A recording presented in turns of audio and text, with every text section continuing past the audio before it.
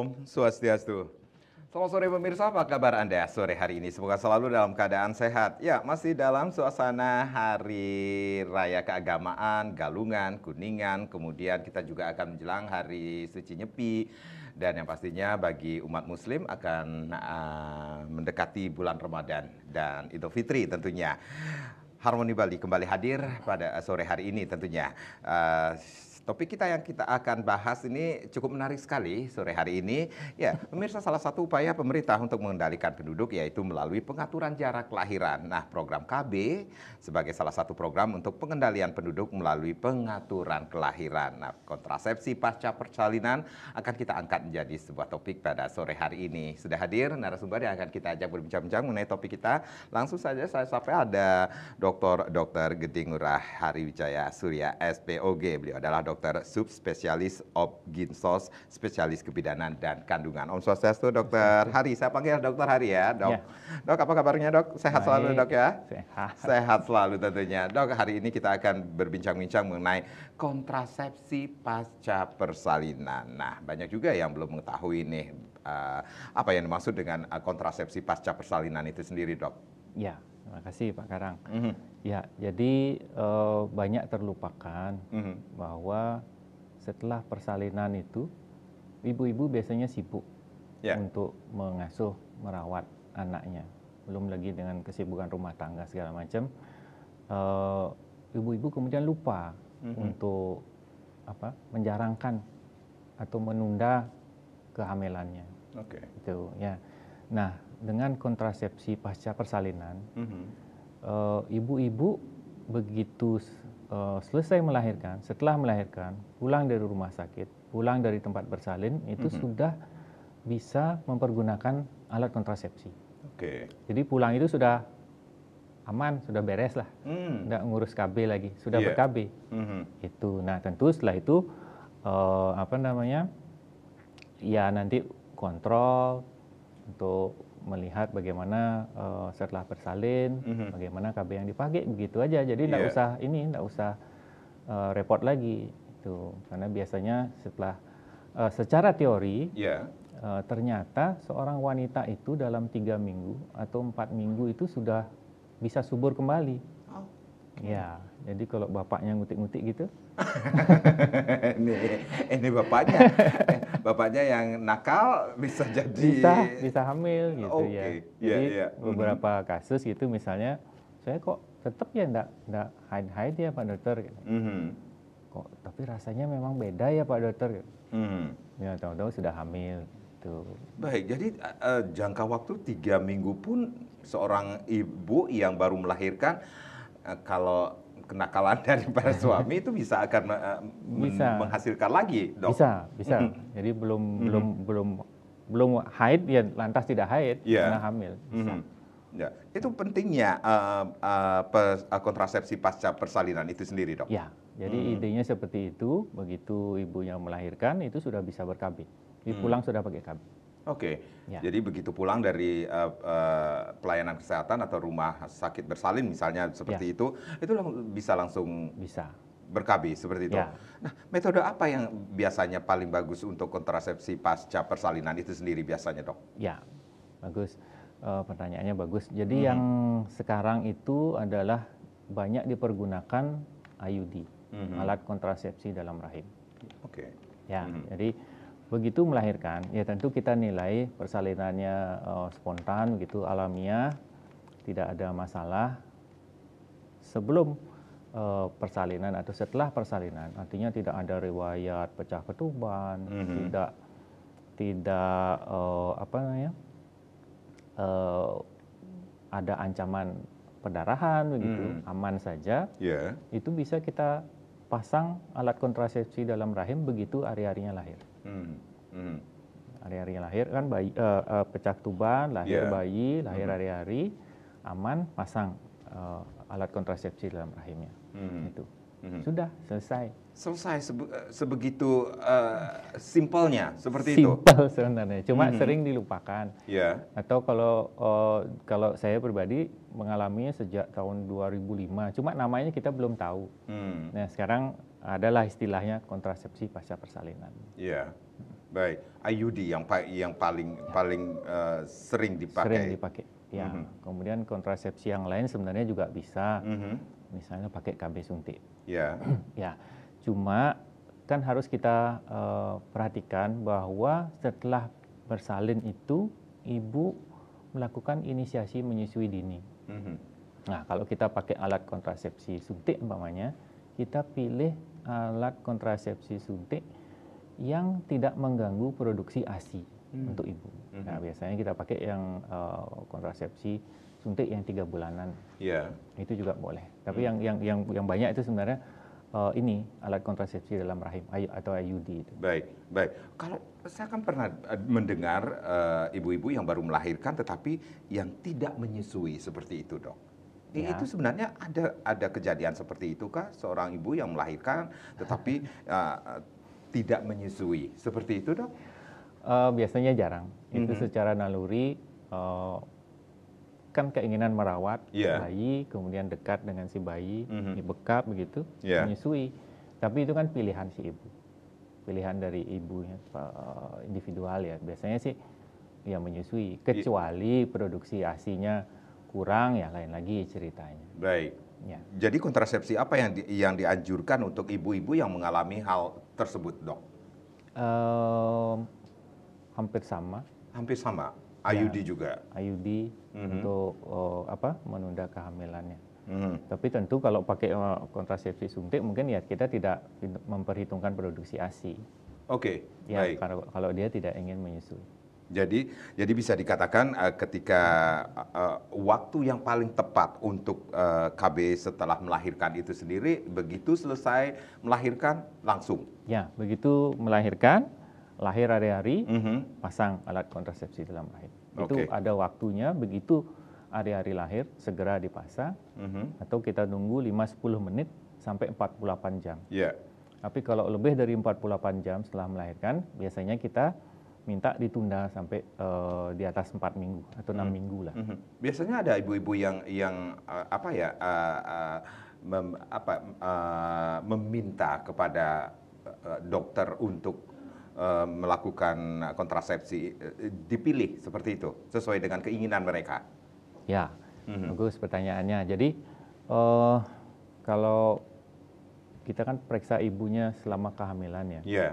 Ya, biasanya selama kehamilan itu kita sudah pastikan ibu nanti anaknya berapa, ibu nanti rencananya nggak pakai KB dulu, jarangkan dulu karena rekomendasi dari WHO misalnya ya itu dinyatakan bahwa setelah 24 bulan baru boleh hamil lagi. Ya, agar ibunya bisa istirahat dulu, bisa mengasuh anaknya dengan baik, dan ASI pun dianjurkan sampai 24 bulan. Yeah. Jadi agar ASI eksklusif juga. Jadi setelah 24 bulan baru boleh hamil. Jadi 2 tahun seperti 2 itu tahun. Ya, Dok ya? Ya. Tapi kalau bapaknya lagi-lagi nakalnya belum 2 tahun sudah kebobolan ya itu yang menjadi pertanyaan kita. Dokter Hari, kita rehat sejenak, nanti kita akan lanjutkan lagi bagaimana kontrasepsi pasca persalinan. Pemirsa, di sesi berikutnya silakan Anda yang ingin berinteraksi bersama kami tentunya di Harmoni Bali dengan topik kita kontrasepsi pasca persalinan. Silakan Anda bisa menghubungi kami di 0361 894 8400 dan juga di 0361 894 8401. Tapi tentunya setelah yang berikut ini.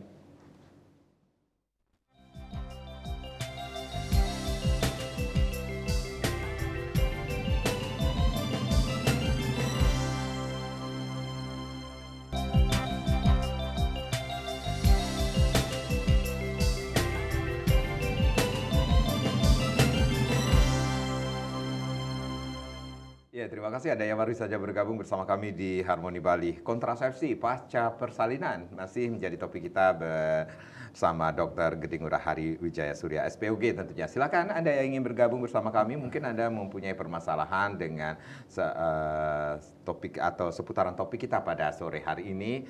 Anda bisa langsung menghubungi kami di 0361 894 8400 dan juga di 0361 894 8401. Nanti Dr. Hari akan memberikan solusi yang terbaik bagi Anda tentunya. Baik, sembari kita menunggu penelpon nih Dokter Hari, kalau kita berbicara tentang metode kontrasepsi pasca persalinan berarti setiap individu, setiap ibu-ibu yang melahirkan itu bisa memilih kontrasepsi apa yang diinginkan. Seperti itu, Dok? Secara umum ibu-ibu bisa memilih. Ya. Tapi untuk pasca persalinan, kita biasanya pilih AKDR atau suntik. Oke, baik. Ya. Baik. Kita terima penelpon terlebih dahulu dari Klungkung. Ini Ibu Dewi yang sudah bergabung. Om Swastiastu. Selamat sore, Ibu Dewi. Om Swastiastu, selamat sore Pak Dokter. Selamat sore Mas.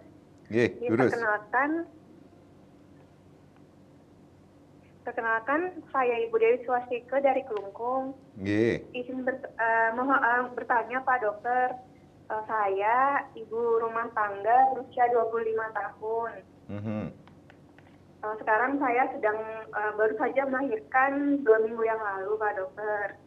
Sekarang saya sedang menyusui anak saya secara eksklusif. Nah, saya mau bertanya, kira-kira KB yang tepat untuk saya itu KB yang jenis bagaimana ya dokter?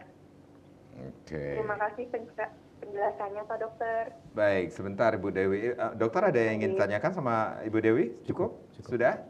Ya, baik. Terima kasih Mbak Dewi dari Klungkung nih. Selamat ya.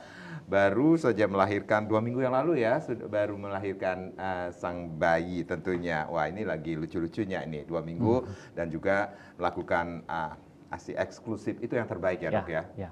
Selama 2 tahun itu ya, biasanya. Baik, Dokter, yang jadi pertanyaan Mbak Dewi ya dari Klungkung Niki sendiri, baru 2, kita belum tahu nih, ini anaknya yang keberapa ya, mestinya saya tanya juga ya tadi ya.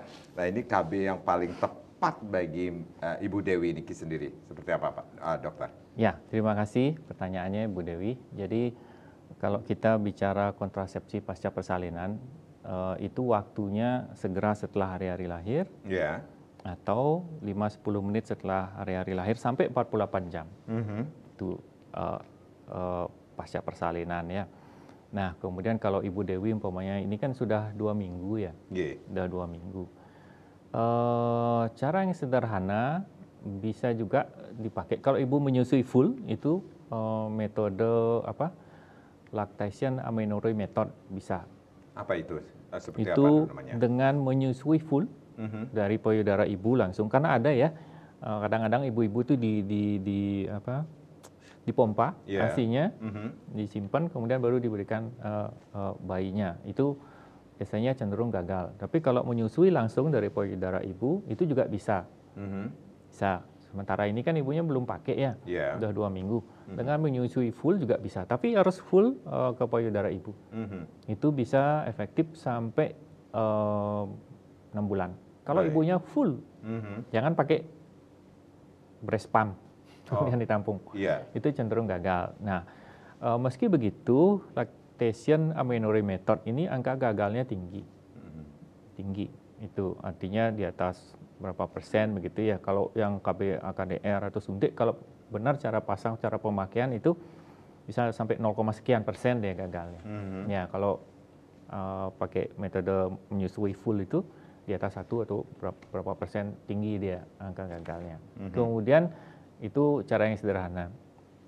Nah, kemudian yang dipilih lagi adalah alat kontrasepsi yang tentu tidak mengganggu ASI. Tidak mengganggu produksi ASI. Ya, biasanya kita sarankan setelah 4 minggu atau 6 minggu lah, 42 hari itu pakai AKDR.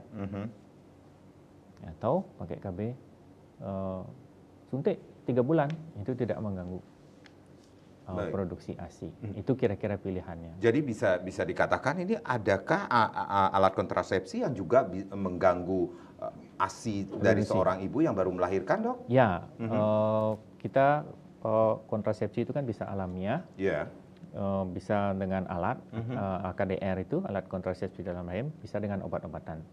Ya, kalau dengan obat-obatan biasanya memakai hormonal. Ya, kalau hormon tertentu, misalnya estrogen itu, dia bisa mengganggu produksi ASI. Jadi ASI-nya bisa berkurang ya.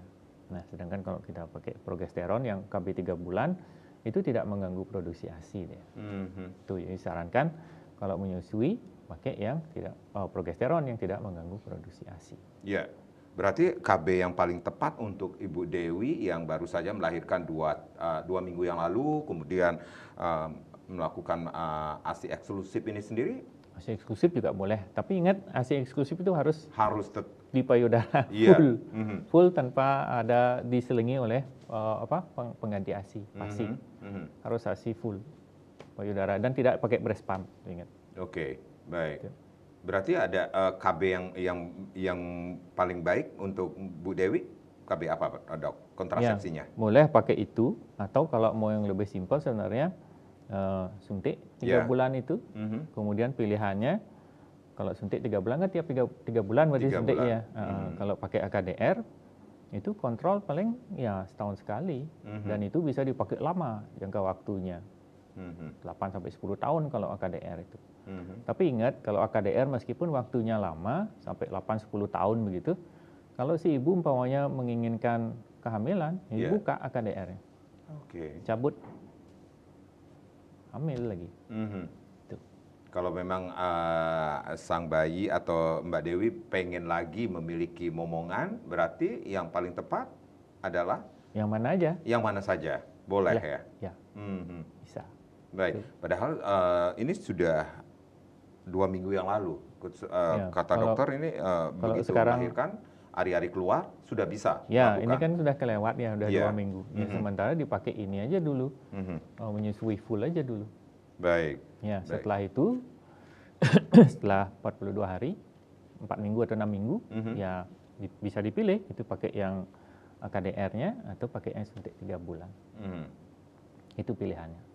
Baik. Mbak Dewi dari Klungkung mungkin itu yang menjadi pilihan ya dari apa yang atau KB apa yang paling cocok bagi seorang Ibu Dewi ya, Bu Dewi untuk melakukan KB secepatnya ya, Dok ya, seharusnya. Ya sekarang nyusui aja full dulu. Nyusui dulu, nanti 42 hari lah itu ya. Segera dipilih itu mau pakai AKDR-nya atau suntik 3 bulan. Baik, itu yang harus dilakukan Bu Dewi. Nah, kalau kita menggunakan atau penggunaan KB pasca persalinan ini sendiri, ini seperti kata dokter di awal ini sendiri, ini kan harusnya seorang ibu yang melahirkan untuk menjaga jarak kelahiran ini sendiri, jaraknya 24 bulan seperti itu ya, Dok ya. Yang namanya suami nih lagi lucu-lucunya melihat sang jabang bayi, aduh pengen lagi nih nambah seperti itu ya. Ini apakah penggunaan KB pasca persalinan itu bisa mengganggu hubungan suami istri sih nggak sih, Dok? Ya, bagus pertanyaannya. Jadi secara relatif secara garis besar ya. Nah, tentu kontrasepsi itu sudah dipikirkan ya dari penemunya, pembuatnya. Secara relatif tidak ada mengganggu hubungan suami istri. Ya, ini sudah dibuat sedemikian rupa. Dulu mungkin ada yang bilang, oh kalau pakai IUD, pakai AKDR mengganggu hubungan, sakit gitu ya. Tapi sekarang dengan kemajuan teknologi, AKDR-nya sudah dibuat sedemikian rupa, tidak mengganggu hubungan suami istri. Walaupun dengan metode apapun seperti itu? Ya, metode manapun juga tidak mengganggu hubungan suami istri. Jadi nggak ada efek sampingnya, Dok? Efek samping atau efek lurus saja terus? Nggak ada. Kalau dikatakan mengganggu libido gitu, nggak ada. Ya. Jadi tidak ada efek samping penurunan gairah lagi gitu, untuk membuat adik kecil lagi seperti itu, Dok? Nggak ada. Tapi ya tetap disarankan ya dijarangkanlah dulu 24 bulan nanti baru hamil lagi. Baik. Jadi harus nunggu, harus bersabar, harus ada kesabaran dari suami istri juga ya, Dok ya. Nah, Dok, tadi sempat mengatakan Bu Dewi KB yang tepat itu seperti apa? Tetap ketika seorang ibu, ibu yang baru melahirkan ini sendiri untuk kontrasepsi pasca persalinan ini sendiri, apa yang harus dilakukan? Apakah komunikasi terlebih dahulu dengan sang dokter atau dengan pasangannya, kemudian melakukan konseling seperti itu, Dok? Ya, untuk kontrasepsi pasca persalinan ini idealnya selama ibu-ibu kontrol kehamilan itu sudah kita sampaikan. sudah kita. Jadi pada saat kehamilan pun sudah ya, dilakukan? Sudah kita konseling, kita lakukan konseling. Misalnya ibu dengan umur 35 tahun begitu. Usia juga mempengaruhi, Dok? Ya, relatif lah ya kalau kita di tempat periksa itu. Umpamanya umurnya ibu udah 35, ini hamil ketiga begitu umpamanya, pada saat kita kontrol kita sudah sampaikan ibu nanti habis ini mau punya anak lagi, itu umpamanya. Mau dong, biar ada ketutnya gitu ya. Ya, boleh ya, kalau di Bali kan harus ada ketutnya, tapi kita juga harus berhitung. Tapi kita juga harus berhitung ada faktor umur. Ini nanti persalinan keempat, begitu, apalagi ada bekas sesar, begitu ya. Jadi kehamilannya nanti menjadi kehamilan risiko tinggi. Nah, yang kita harus ingat bahwa tentu kesehatan ibu juga penting, keluarga, ya. Jadi itu dipakai pertimbangan. Biasanya ibu-ibu menyatakan, Pak dokter saya udah kebobolan ini, Pak dokter saya tidak mau lagi, gitu umpamanya. Mungkin kalau sudah tidak ingin hamil lagi, kita pilih kontrasepsi yang permanen. Misalnya apa yang dibilang steril. Steril itu juga bisa steril pada wanita atau pada pria, juga bisa. Atau saya tidak pengen hamil tapi saya takut kalau operasi Pak dokter, kan harus operasi itu kayak operasi kecil ya. Pilihannya mungkin KDR tadi. Ya, KDR tentunya kalau seperti tadi ceritanya kontrasepsi pasca persalinan, begitu lahir hari-hari langsung dipasang. Tuh, jadi tingkatannya ada yang permanen, terus ada baru KDR. Di bawahnya KDR mungkin saya takut dipasang-pasang, suntik aja Pak dokter. Boleh juga suntik. Atau kalau suntik kan tiap 3 bulan ya, biar tidak mengganggu ASI. Ada juga pilihan memakai hormonal tapi dipasang di lengan. Itu implan namanya. Jadi seperti apa ya? Seperti kecil begitu dipasang. Jarum? Ya seperti pipet kecil gitu dipasang. Itu bisa, yang sekarang kemajuannya bisa 1 atau 2 batang. Jadi ada implan 1 atau implan 2 batang. Itu bisa dipakai 3 atau 4 tahun. Kalau 1 batang 3 tahun. Kalau 2 batang 4 tahun. Jadi kan apa namanya? Tidak harus selalu kontrol begitu, tidak selalu harus 3 bulan suntik. Seperti ya free maintenance lah gitu ya. Ada waktu lebih lama. Jadi pemasangan alat kontrasepsi ini sendiri pada saat kehamilan pun sudah dilakukan ya dok ya, konseling. Iya, pada saat kehamilan juga sudah lakukan konseling. Jadi ibu sudah punya alasan-alasan tentunya yang akan dipergunakan kontrasepsi seperti apa nantinya. Baik, Dokter Hari, kita rehat sejenak kembali. Nanti kita akan lanjutkan lagi. Pemirsa, kami akan kembali saat lagi.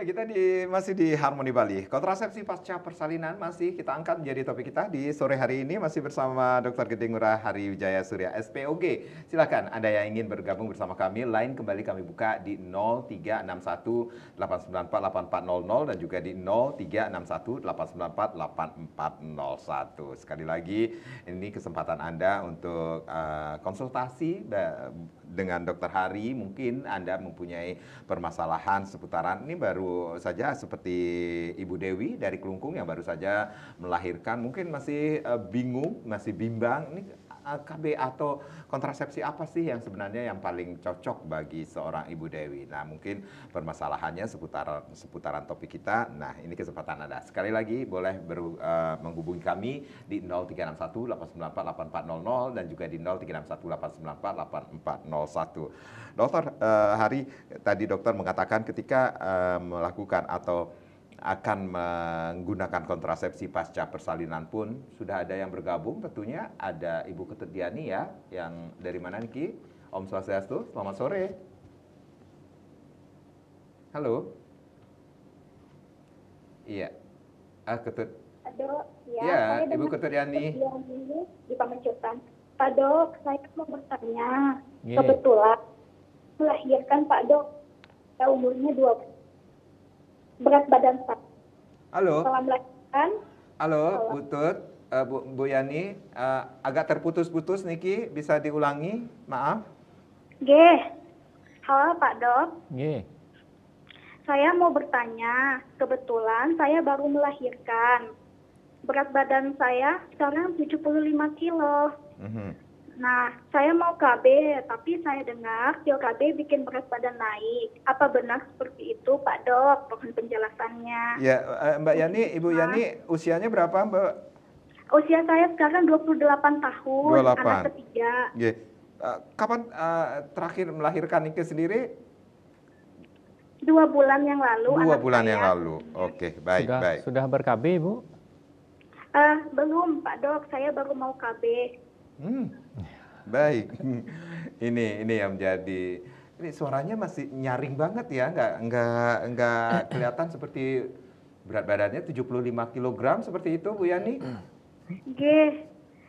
G. Terima kasih, Bu Yani. Baik. Terima kasih. G. Terima kasih. Bu Yani, 28 tahun. Nah, ini melahirkan 2 bulan yang lalu tentunya. Dengan usia 75 tahun. Katanya, nah ini dia yang sering banyak yang mengundang pertanyaan ibu-ibu harus mendapatkan informasi yang jelas tentunya. Katanya kalau pakai KB akan membuat berat badan semakin naik seperti itu. Nah, apa yang harus diketahui oleh seorang ibu-ibu ini sendiri, Dok? Ya, terima kasih pertanyaannya Bu Yani ya dari Denpasar. Jadi sebenarnya untuk pemakaian kontrasepsi, terutama yang hormonal biasanya yang suntik, yang pil gitu ya, yang ditakutkan oleh ibu-ibu akan menyebabkan kenaikan berat badan. Itu sebenarnya relatif sekali. Ya, pemilihan KB sendiri kan untuk ibu-ibu itu sebenarnya cocok-cocokan. Ya. Saya tidak punya datanya, itu harus kita buat suatu penelitian ya, datanya yang benar. Tapi secara keseluruhan kalau kita lihat sedikit sekali pengaruh kenaikan berat badan pada pemakaian KB. Ya, kalau saya lihat pasien-pasien itu ya masih banyak ibu-ibu yang pakai KB suntik begitu. Malah mengeluh, kebalikan dari Ibu Yani. Dokter, saya pakai KB ini disuntik, kenapa enggak gemuk-gemuk ya dokter, saya kok kurus masih gitu. Juga ada, itu juga ada. Ya, mungkin yang sering kita dengar, kalau pakai KB ini kok saya malah berat badannya naik. Naik seperti itu ya. Jadi nafsu makan juga bertambah kali ya. Itu lain lagi ini. Ya kan, jadi kata orang nih ketika menyusui itu bukan cepat lapar. Cepat lapar. Ya, itu. Jadi jangan melulu, jangan hanya KB-nya yang disalahin. Itu. Jadi relatif. Ada juga beberapa itu ibu-ibu keluhannya seperti itu. Dokter, saya tak mau, katanya pakai suntik malah gemuk, dokter. Saya tetap aja kurus. Jadi relatif. Memang teorinya ada mengatakan bahwa dia bersifat menahan air gitu. Tapi relatif person in person, personal sekali ya. Jadi tiap ibu akan berbeda-beda. Berbeda-beda. Ya, karena pemakaian KB sendiri juga berbeda-beda. Ada ibu yang merasa saya sudah lama pakai AKDR, pakai IUD, baik-baik saja dokter. Tapi ibu yang lain mengatakan, saya kok nyeri, tidak enak rasanya dokter ya, penuh rasanya. Itu, ini saya pakai ini karena teman saya nyaranin, saya ikut dokter. Jadi sifatnya cocok-cocokan itu dan relatif pengaruhnya, keluhannya pada masing-masing ibu. Jadi tidak benar bahwa KB ini yang nyebabin kenaikan berat badan seorang ibu seperti itu. Ya, relatif itu. Nah, dengan kondisi, dengan situasi seperti Ibu Yani yang sudah melahirkan 2 bulan tetapi belum juga melakukan kontrasepsi ini sendiri karena banyak suara-suara sumbang yang masuk dari kiri, dari kanan. Ini KB ini bisa menyebabkan berat badannya naik seperti itu. Apa yang harus dilakukan oleh seorang Ibu Yani sendiri, Dok? Ya, bagus pertanyaannya itu. Kita harus memilih. Jadi yang jelas setelah melahirkan itu segera ber-KB. Paling telat nih 42 hari itu ya harus ber-KB. Kalau dulu umpamanya tahu ada kontrasepsi pasca persalinan harusnya gampang. Sudah dari dulu pulang itu sudah ber-KB. Ya, tapi kan ini sudah lewat 2 bulan. Ini agak telatkah seorang Ibu Yani? Ya agak telat, tapi kalau ibunya umpamanya dia pakai menyusui eksklusif, lactation amenorrhea method juga tidak apa-apa. Tapi ingat tadi harus menyusui langsung dari payudara dan full ASI tanpa pengganti ASI. Itu begitu pakai breast pump, itu kemungkinan hamilnya tinggi. Begitu jarang menyusui langsung, kemungkinan hamil tinggi. Jadi harus segera dipilih. Kalau tadi umpamanya agak sulit lactation amenorrhea metodenya, karena kerja kan susah gimana nyusui umpamanya, pilihlah yang suntik misalnya. Baik. Tapi kalau suntik, aduh saya gemuk umpamanya takut dengan suntik, ya pakai AKDR, pakai alat kontrasepsi dalam rahim. Itu mungkin pilihannya. Jadi harus komunikasi lagi setelah melahirkan, seperti di awal sih sebenarnya ketika seperti kata Dokter Hari ini pada waktu kehamilan pun sudah harus. Ya, kita sudah bicarakan itu. Bicarakan dengan dokter yang menangani, seperti itu dok? Ya, jadi kehamilan sendiri itu kan harus direncanakan ya. Jangan tiba-tiba, oh saya hamil gitu, enggak. Karena dari kehamilan itu nanti melahirkan itu kan harus punya rencana planning ya. Ya, jadi dari awal sudah direncanakan nanti apa sih ininya, berapa saya mau punya anak, kapan saya mau punya anak, nanti gimana saya merawat anaknya, ya kan gitu. Keluarga saya gimana kan gitu. Jadi banyak yang harus direncanakan memang dari awal. Ya, ketika Ibu Yani sudah agak bingung memilih kontrasepsi apa yang harus dilakukan, nah ini harus secepatnya konsultasi dengan dokter yang bersangkutan ya, yang menangani persalinan itu sendiri. Kemudian KB apa yang paling cocok bagi seorang Ibu Yani sendiri, dokter, seperti itu harusnya? Ya, kira-kira seperti itu ya. Jadi segeralah datang ke dokter atau ke bidan umpamanya, bisa juga yang terdekat. Jadi kita lakukan komunikasi ya. Komunikasi, kemudian kita bantu memilih. Kita bantu memilih. Nah, setelah itu baru kita lihat ibu adakah penyakit-penyakit tertentu misalnya. Apakah penyakitnya mengganggu kontrasepsi yang digunakan atau kontrasepsinya mempengaruhi penyakitnya nanti. Nah, ini dokter juga sempat mengatakan ini kesehatan ibu juga sangat penting sekali. Ya. Jadi bisa dikatakan bagaimana jika seorang ibu mempunyai riwayat suatu penyakit penyerta seperti itu, dok? Itu juga akan mempengaruhi ketika memilih kontrasepsi. Jadi ada sistem penapisan namanya screening gitu ya. Kita screening dulu, umpamanya pasien dengan HIV begitu ya. Jadi kalau HIV, pasien tersebut tidak boleh memakai alat kontrasepsi dalam rahim. Jadi harus memilih alat kontrasepsi yang lain. Itu misalnya karena nanti dokternya yang masang juga bisa kena. Kemudian nanti ada infeksi tambahan umpamanya dari masangan itu nanti mempengaruhi perjalanan penyakitnya. Jadi pilihlah yang lain, pakai KB suntik umpamanya atau HIV umpamanya KB permanen dipakai umpamanya begitu.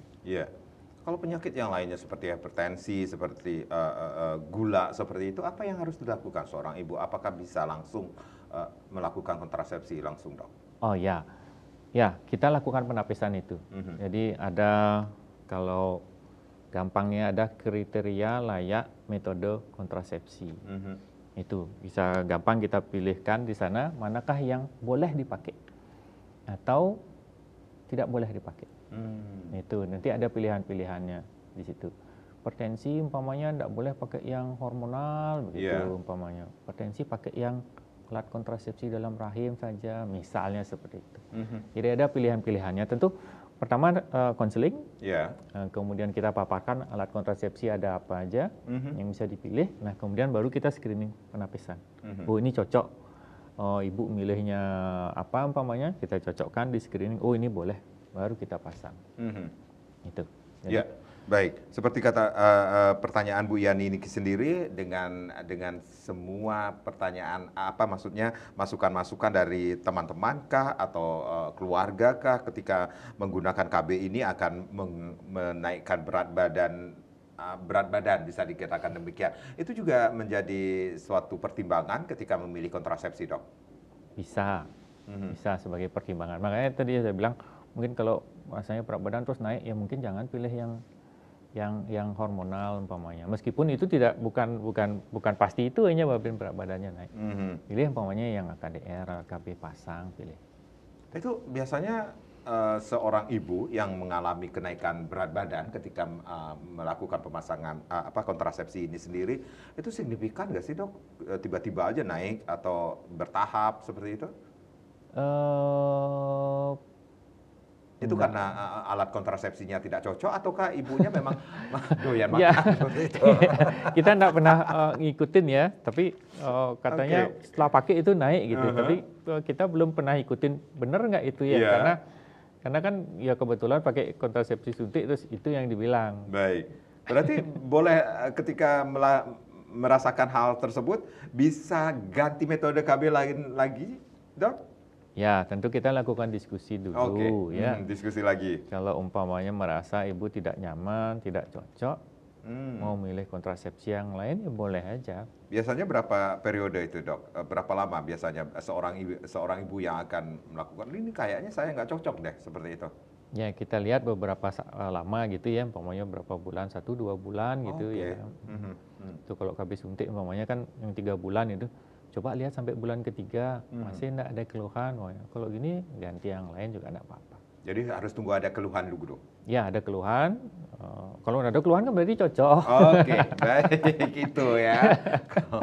Perhatikan juga ini nafsu makan bertambah enggak gitu ya, mungkin ya. Walaupun KB-nya cocok, tetapi nafsu makan juga bertambah. Ini juga menyebabkan berat badan bisa bertambah lagi. Kami akan kembali sesaat lagi.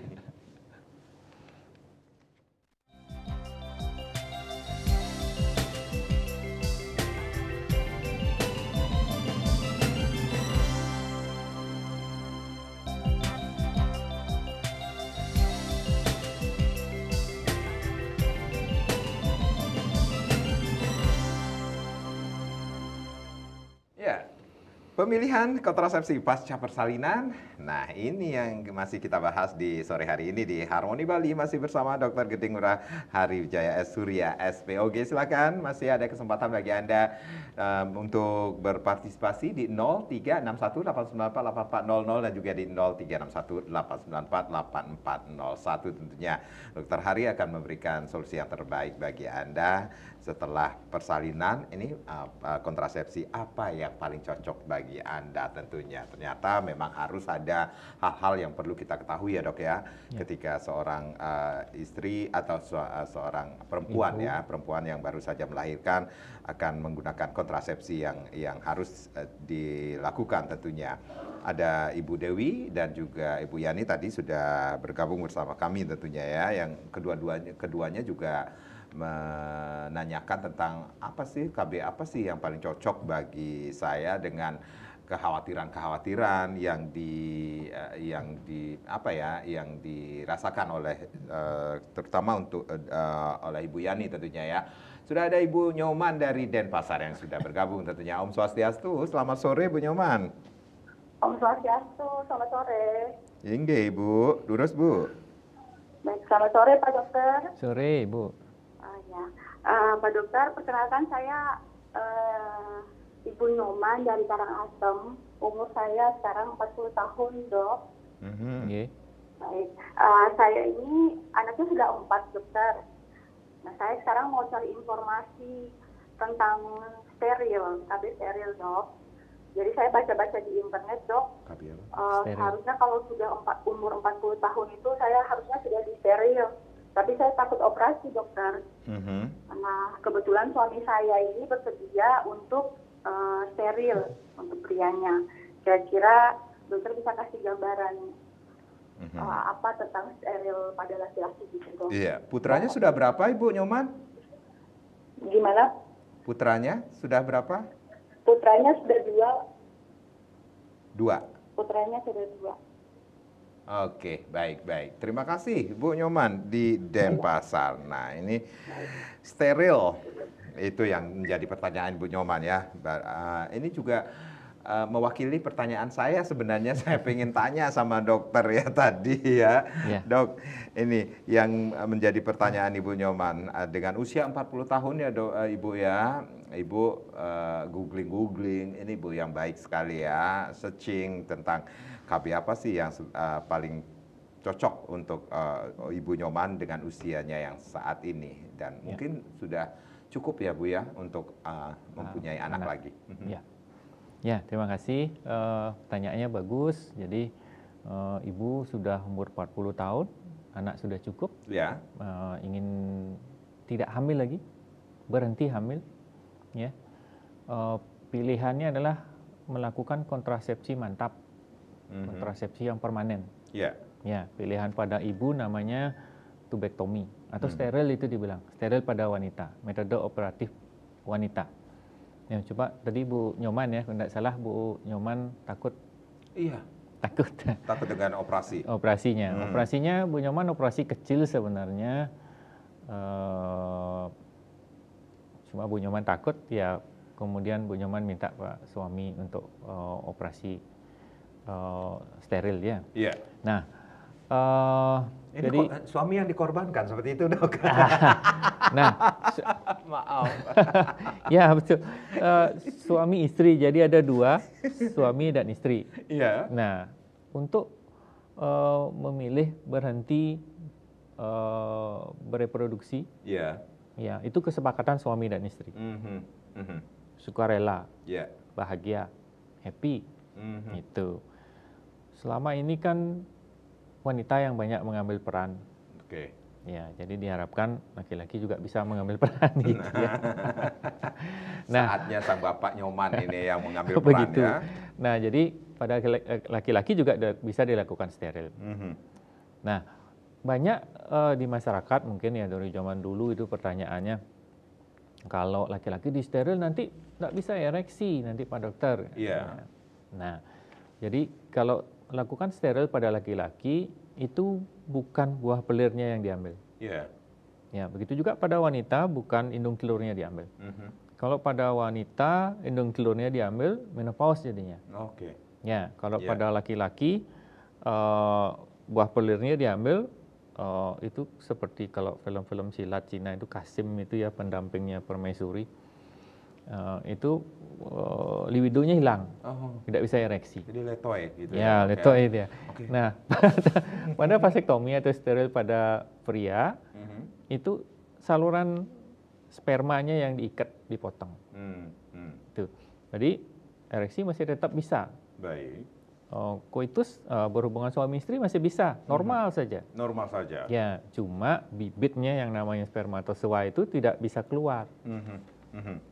Itu. Nah, kalau melakukan vasektomi harus diingat bahwa nanti begitu vasektomi, bibitnya itu spermatozoa itu masih di sisa-sisanya masih di saluran, meskipun sudah dipotong tapi masih ada sisanya. Jadi selama 3 bulanan atau berapa kali ejakulasi 30-an kali atau 3 bulan gitu harus memakai kondom dulu. Nah, setelah 3 bulan itu baru bebas. Oh gitu. Bebas, jadi tidak perlu pakai kontrasepsi tambahan. Bedanya kalau pada wanita, kalau dilakukan tubektomi itu segera efektif dia. Jadi kalau sudah di tubektomi, operasi pada wanita steril, itu sudah tidak bisa hamil lagi. Ya, itu bedanya sedikit.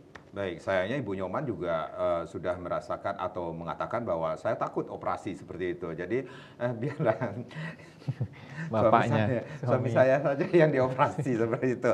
Nah, ini ada anggapan bahwa ketika seorang pasangan suami ini ya melakukan metode operasi pria seperti yang dokter katakan ini dianggap sama saja dengan dikebiri seperti itu dok. Itu benar nggak sih dok? Beda ya, dok, yang saya sampaikan pada operasi pria itu buah pelirnya masih, cuma salurannya, saluran spermanya yang vas deferennya itu yang diikat, dipotong. Jadi masih tetap bisa ereksi. Baik, itu operasinya lama nggak sih dok ketika melakukan metode operasi pria itu sendiri? Nggak, operasinya singkat, nggak lama. Tuh. Malah kalau dulu ada istilah vasektomi tanpa pisau katanya. Oh ya? Ya, dulu di zaman puskesmas itu sudah ada itu. operasi tanpa pisau. Ya, istilahnya seperti Istilahnya seperti itu. Ya, jadi kayak apa dong, medang? jadi tidak operasi besar gitu ya, Yeah. cepat tidak lama. Baik, itu ya. Jadi ini sekali lagi ini kesepakatan Ya. dari suami istri, baik itu Ibu Nyoman dan juga bapaknya yang sudah mengatakan bahwa oke, ini sudah cukup ya untuk memiliki keturunan, anak, dan yang pastinya ini ada efek sampingnya nggak sih, Dok, nantinya ketika melakukan metode operasi pria ini sendiri, Dok? Tidak ada. Tidak ada, relatif aman ya. Aman? Ya.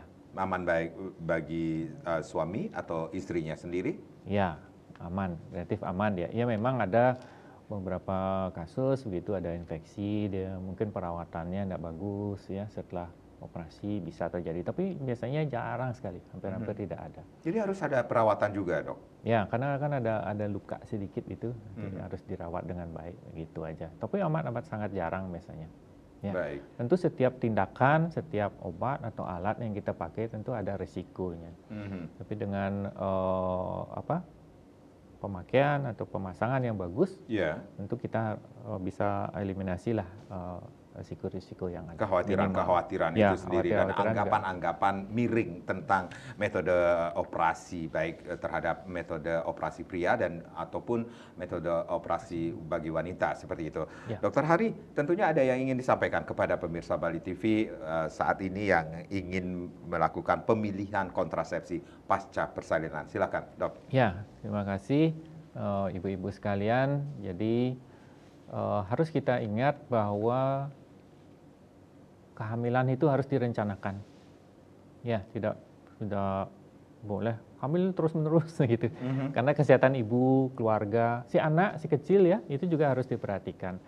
Nah, setelah bersalin, ibu-ibu bisa segera melakukan memakai alat kontrasepsi.